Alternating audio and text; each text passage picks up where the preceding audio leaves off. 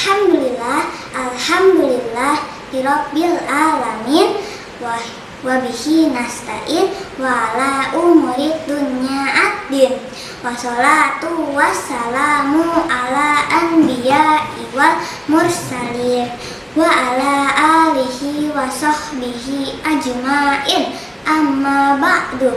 Sholawat dan salam kepada junjungan kita Nabi Muhammad SAW yang atas izin dan rahmat Allah kita menjadi umat dari manusia terbaik di muka bumi. Nabi Muhammad SAW lahir di tahun Gajah 12 Rabiul Awal 571 Masehi. Sejak lahirnya Rasulullah telah banyak bukti-bukti mukjizat dari Allah. Sepanjang hidupnya, beliau diberikan mukjizat oleh Allah lebih banyak dibandingkan nabi dan rasul yang lain. Karena Rasulullah diutus mengemban tugas sebagai rahmat seluruh alam sampai akhir zaman. Seperti yang disampaikan dalam Al-Quran surat Al-Fat ayat 8. Sesungguhnya kami, Allah, mengutus engkau Nabi Muhammad sebagai saksi pembawa berita gembira dan pemberi peringatan. Sehingga mukjizat yang diturunkan kepada Rasulullah harus bisa berlaku sampai akhir zaman. Ada beberapa mukjizat Rasulullah yang luar biasa. Begitu luar biasanya sehingga menjadi panutan dan panduan kita sebagai umatnya dan seluruh manusia agar tetap berada di atas jalan kebenaran, jalannya Allah Subhanahu wa Ta'ala. Mukjizat yang pertama adalah ketika Rasulullah di Mekah di awal masa kenabian, di mana orang kafir Quraisy meminta bukti kenabian Rasulullah. Kemudian dengan izin Allah, saat Rasulullah menunjuk bulan, maka bulan kemudian terbelah menjadi dua bagian.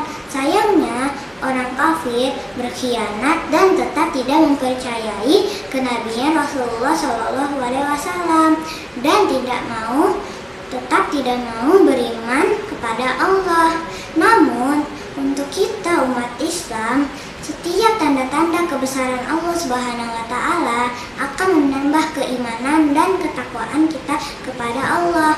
Yang kedua, perjalanan malam Rasulullah dari Masjidil Haram ke Masjidil Aqsa, lalu dilanjutkan ke Sidratul Muntaha yang kita imani dengan sebutan Isra Mi'raj.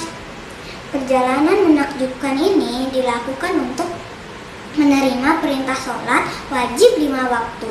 Dalam perjalanan tersebut, Rasulullah diperintahkan oleh Allah untuk menjadi imam sholat para nabi dan rasul terdahulu di Masjidil Aqsa. Itulah mengapa Masjidil Aqsa atau Baitul Maqdis yang ada di Palestina atau bumi Syam menjadi salah satu tolak ukur keimanan seorang muslim.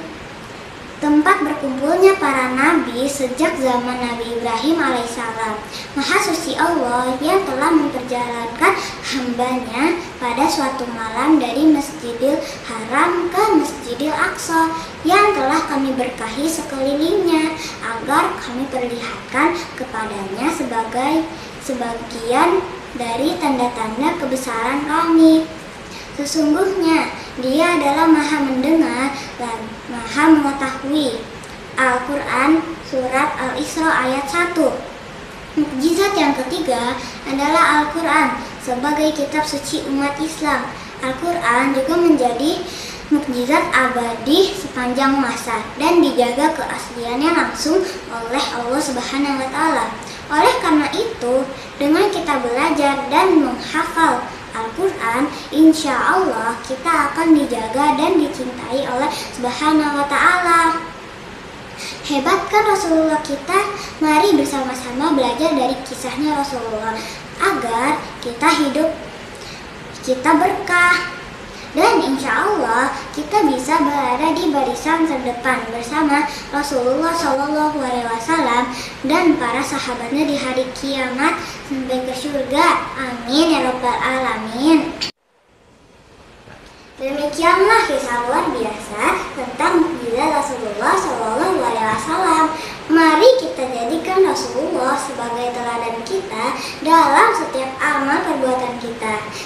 berbuka puasa teman-teman.